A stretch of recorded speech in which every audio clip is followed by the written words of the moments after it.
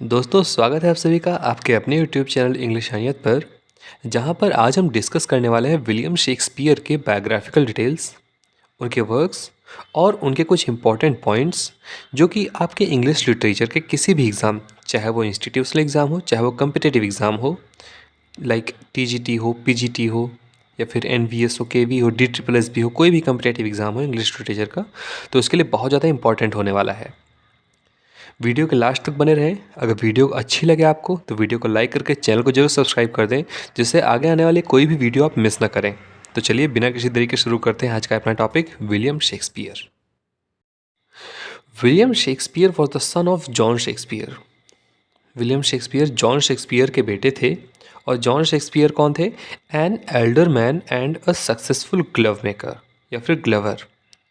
दोस्तों एल्डरमैन मतलब होता है किसी भी गवर्नमेंट में गवर्नमेंट एम्प्लॉय होना पहली बात तो, दूसरा किसी ऊंचे पद पे होना गवर्नमेंट के, ठीक है, गवर्नमेंट जॉब के। तो इनके जो पिताजी थे जॉन शेक्सपियर, वो एक अच्छे ग्लव मेकर थे और एल्डरमैन थे। और इनकी माताजी का नाम था Mary Arden. He was born in Stratford upon Avon. ये पैदा हुए थे स्ट्रैटफोर्ड अपॉन एवॉन में। दोस्तों आपको बता दें कि इनको बार्ड ऑफ एवॉन भी कहा जाता है, इसीलिए क्योंकि ये स्ट्रैटफोर्ड अपॉन एवॉन में पैदा हुए थे। और बार्ड ऑफ एवॉन के साथ साथ इनको द बार्ड भी कहते हैं और इनको नेशनल पोएट ऑफ इंग्लैंड माना जाता है। ही वॉज बेप्टाइज्ड ऑन 26 अप्रैल 1564। बेप्टाइज्ड मतलब नामकरण। तो 26 अप्रैल 1564 को इनका नामकरण हुआ था। His date of birth is unknown but is traditionally observed on 23 April Saint George Day. यानी कि 23 अप्रैल सेंट जॉर्ज डे के दिन इनका बर्थडे मनाया जाता है। हालांकि इनका बर्थडे अननोन है, ठीक है, उनको पता नहीं है किसी को कि इनका बर्थडे एग्जैक्ट कब है। He was the third of 8 children and the eldest surviving son. इनके माता पिता के कुल 8 बच्चे थे, जिनमें ये तीसरे बेटे थे और ये सबसे बड़े बचे हुए बेटे थे, क्योंकि इनके और जो भाई हुए बड़े, उनका देहांत हो गया था। Most biographers agree that Shakespeare was probably educated at the King's New School in Stratford. बहुत सारे बायोग्राफर्स ये मानते हैं कि जो विलियम शेक्सपियर हैं, इन्होंने कहाँ पे पढ़ाई की थी? Kings new school. ये किंग्स न्यू एक ग्रामर स्कूल है स्ट्रैटफोर्ड में, जहाँ पे इन्होंने लैटिन और ग्रीक की पढ़ाई की थी।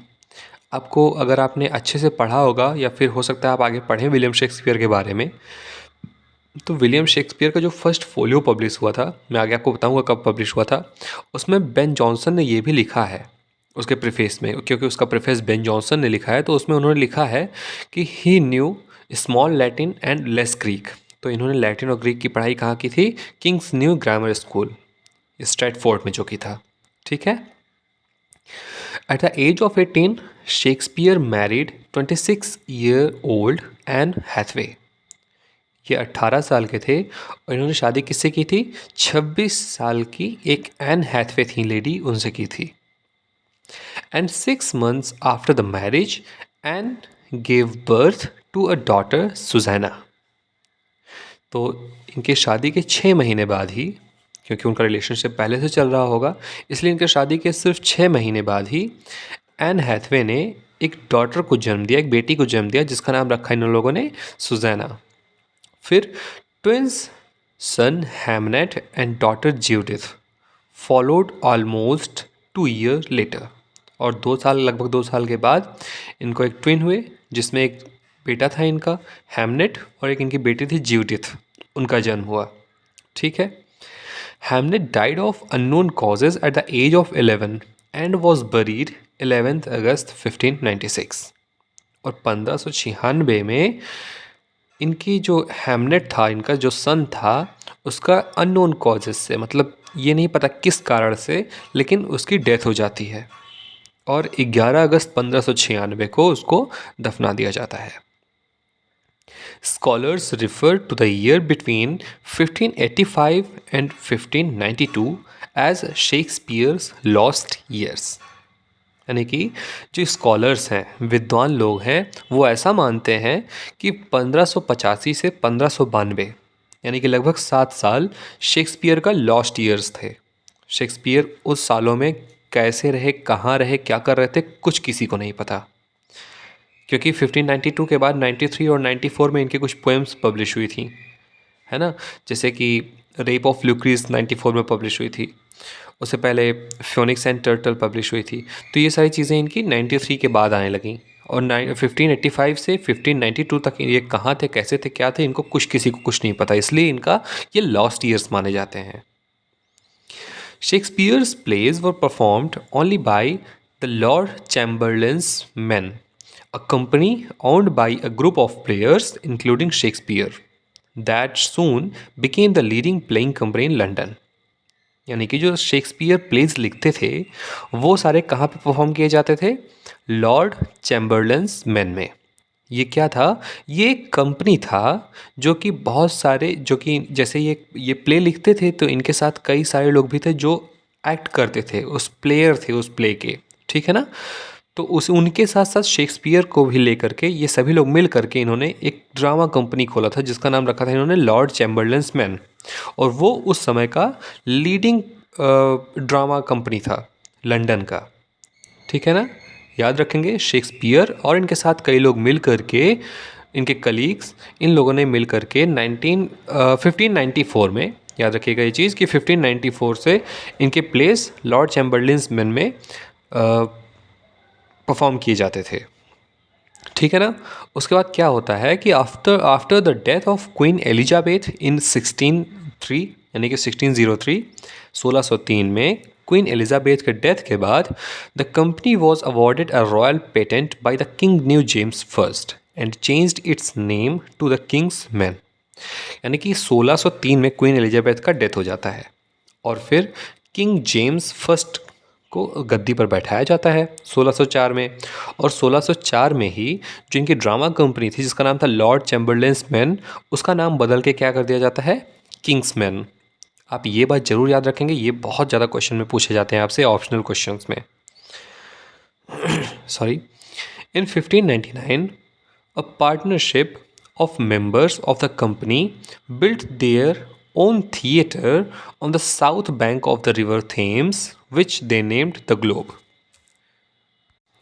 तो 1599 यानी 1599 में क्या होता है कि कई सारे मेंबर्स, कई सारे मतलब इनके जो पार्टनरशिप में एक दो मेंबर्स थे विलियम शेक्सपियर के, वो लोग मिल करके एक खुद का ड्रामा कंपनी या ड्रामा ट्रुप कह सकते हैं खोलते हैं, जिसका नाम ये लोग रखते हैं ग्लोब, जो कि बैंक ऑफ रिवर थेम्स, यानी कि रिवर जो नदी है थेम्स नदी, उसके साउथ बैंक पे, साउथ के किनारे पर ये लोग अपना एक थिएटर खोलते हैं जिसके हेड होते हैं विलियम शेक्सपियर, जिसका नाम रखते हैं ये लोग द ग्लोब। फिर क्या होता है, ही रिटायर्ड इन 1613, 1613 में ये रिटायर हो जाते हैं। कब, before the globe theatre burn down during the performance of Henry eighth on 29 जून। यानी कि 29 जून 1613 में जब हेनरी एट्थ की परफॉर्मेंस हो रही थी, हेनरी एट्थ एक प्ले है विलियम शेक्सपियर का, इनके ग्लोब थिएटर में उसकी परफॉर्मेंस हो रही थी, उसको दर्शाया जा रहा था दर्शकों को, ऑडियंस को। उसी समय किसी वजह से वहाँ पे आग लग जाती है ग्लोब थिएटर में, जिसकी वजह से ग्लोब थिएटर जल जाता है, और इसी वजह से उस समय के बाद यानी 1613 के बाद विलियम शेक्सपियर अपने राइटिंग करियर से रिटायरमेंट ले लेते हैं। फिर क्या होता है, विलियम शेक्सपियर डाइड ऑन 23 अप्रैल 1616। तो 23 अप्रैल 1616 में विलियम शेक्सपियर की मृत्यु हो जाती है। आप बर्थ इनका कब होता है, 23 अप्रैल 1564, और डेथ कब होती है, 23 अप्रैल यानी 23 अप्रैल 1616, 1564 और 1616, ठीक है ना। तो ये बहुत ही इजी वे में आपको याद हो जाएगा कि 23 अप्रैल 1616 को इनकी डेथ हुई थी जब ये 52 साल के थे, और 23 अप्रैल 1564 को इनका बर्थ हुआ था, ठीक है। अब बात कर लेते हैं विलियम शेक्सपियर के वर्क्स की, क्योंकि इन्होंने कौन कौन से वर्क्स लिखे थे। तो सबसे पहले तो इनकी सोनेट्स आती हैं, ठीक है।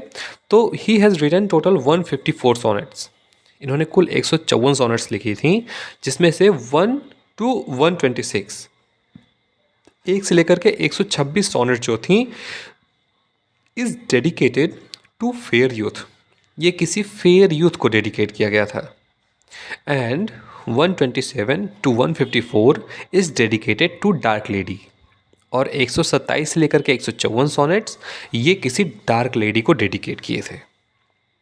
ठीक है, ये बात समझ में आई।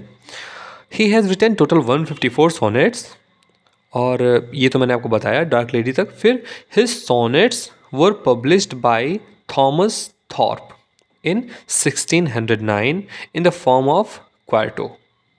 यानी कि जो इनके सोनेट्स थे वो कब पब्लिश कराए गए, क्योंकि इन्होंने खुद नहीं पब्लिश कराए थे, एक इनके फ्रेंड थे या फिर कह सकते हैं इनके कलीग थे, इनके साथ में काम करते थे, जिनका नाम था थॉमस थॉर्पे। तो इन्होंने 1609 में एक क्वार्टो के फॉर्म में, ये एक बुक फॉर्म होता है, उस फॉर्म में इनके सारे सोनेट्स को वो पब्लिश कराए थे। और अब अगर बात करें प्लेस की, तो his place were printed in folio format and containing 36 plays. It was prepared by Shakespeare's colleagues John Heminges and Henry Condell. तो विलियम शेक्सपियर के जो कलीग्स थे, एक्टर्स थे साथ में जो उनके काम करते थे, जिनका नाम था जॉन हैमिंगस और हेनरी कॉन्डल, इन्होंने विलियम शेक्सपियर के प्लेज को एक फोलियो के फॉर्मेट में प्रिपेयर करके पब्लिश कराया था, जिसमें इनकी 36 प्लेज थीं। William Shakespeare has written comedies, tragedies, tragicomedies and history plays. William Shakespeare ने बहुत सारे कॉमेडी प्ले लिखे हैं, ट्रेजेडीज़ लिखे हैं, ट्रेजेडीज़ यानी कि जिसमें लास्ट में डेथ्स होती हैं, ट्रेजिकॉमेडीज़ लिखी हैं एंड हिस्ट्री प्लेज लिखे हैं। दोस्तों एक ख़ास बात ये है कि इनकी हिस्ट्री प्लेज जो हैं ये कुल 350 साल की इंग्लिश हिस्ट्री को कवर करते हैं। ये एक बहुत ही इंपॉर्टेंट क्वेश्चन है, ये आपके नेट में कई बार पूछा जा चुका है, आपके पीजीटी के एग्ज़ाम में कई बार पूछा जा चुका है कि जो इनकी विलियम शेक्सपियर की हिस्ट्री प्लेज हैं वो 12th से लेकर के 16th सेंचुरी यानी कि 1200 लेकर के 1550 तक की हिस्ट्री को कवर करते हैं, जो कि लगभग 350 साल की है। हिज हिस्ट्री प्ले कंटेन्स, इनके कुछ हिस्ट्री प्लेज हैं जैसे कि king John, Richard second and third, Henry fourth part 1 and 2, Henry fifth, Henry sixth part 1 and 2 और हेनरी एट्थ। ठीक है दोस्तों, हेनरी एट्थ ही वही पार्ट है जो कि 1613 में इन्होंने ड्रामा में प्ले किया था, जिसके समय पे इनके जो थिएटर था ग्लोब, उसमें आग लगी थी। विलियम शेक्सपियर की कुछ कॉमेडीज़ हैं जैसे कि the taming of shrew, the two gentleman of Verona, the comedy of errors, a midsummer's night dream, love's labour's lost, the merchant of Venice. दोस्तों मर्चेंट ऑफ वेनिस जो है ये क्रिस्टोफर मार्लो के द ज्यू ऑफ माल्टा से बहुत ज़्यादा match करती है। ऐसा माना जाता है कि क्रिस्टोफर मार्लो के द ज्यू ऑफ माल्टा से ही इंस्पायर होकर के विलियम शेक्सपियर ने द मर्चेंट ऑफ वेनिस लिखी थी। अगला है the Merry Wives of Windsor, Much Ado About Nothing. और भी कुछ कॉमेडीज़ हैं जिनको हम ट्रेजी कॉमेडीज़ कहते हैं। इनके दो ऐसे वर्क्स हैं, दो ऐसे कॉमेडीज़ प्ले हैं जैसे एज यू लाइक इट और ट्वेल्थ नाइट। ये इनकी ट्रेजी कॉमेडीज़ हैं, यानी कि इसमें कॉमेडीज़ हैं और ट्रेजिडीज़ भी हैं। ठीक है, और जो इनकी 3 प्लेज हैं जिसको हम लास्ट प्लेज कहते हैं इनके, जैसे साइम्बलिन, द विंटर्स टेल और द टेम्पेस्ट, ये तीनों इनकी लास्ट प्लेज हैं। और इसमें एक मीज़र फॉर मीज़र भी है जो कि इनकी लास्ट प्ले नहीं है, ये इनकी सिर्फ कॉमेडी प्ले है। ठीक है, अब बात कर लेते हैं इनकी ट्रेजिडीज़ की। इनकी ट्रेजिडीज़ हैं Titus Andronicus, Romeo and Juliet, Julius Caesar, Hamlet, Othello, Timon of Athens, Macbeth, King Lear, Antony and Cleopatra, कैरियोलनस।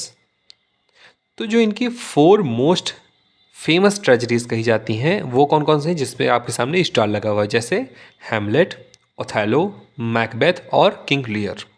दोस्तों बहुत सारी लोगों को ऐसा कन्फ्यूज़न होता है कि किंग लियर हिस्ट्री प्ले है, लेकिन नहीं, किंग लियर एक ट्रेजेडी प्ले है। हिस्ट्री प्लेज मैंने आपको बताया था कौन कौन सी हैं, है ना, किंग जॉन, फिर रिचर्ड सेकेंड एंड थर्ड, और फिर उसके बाद हेनरी फोर्थ, फिफ्थ, सिक्स्थ और एट्थ। ठीक है ना, 7th नहीं है, ये आप याद रखेंगे, कंफ्यूज करने के लिए एग्जामिनर पूछ सकता है। तो दोस्तों ये थी हमारी तरफ से एक छोटी सी कोशिश आपको शेक्सपियर की बायोग्राफी वर्क्स और उनके कुछ इंपॉर्टेंट पॉइंट को याद कराने के लिए। वीडियो अच्छी लगी तो वीडियो को लाइक करके चैनल को जरूर सब्सक्राइब करें। मिलते हैं अगली वीडियो में, तब तक के लिए अपना ख्याल रखें। धन्यवाद।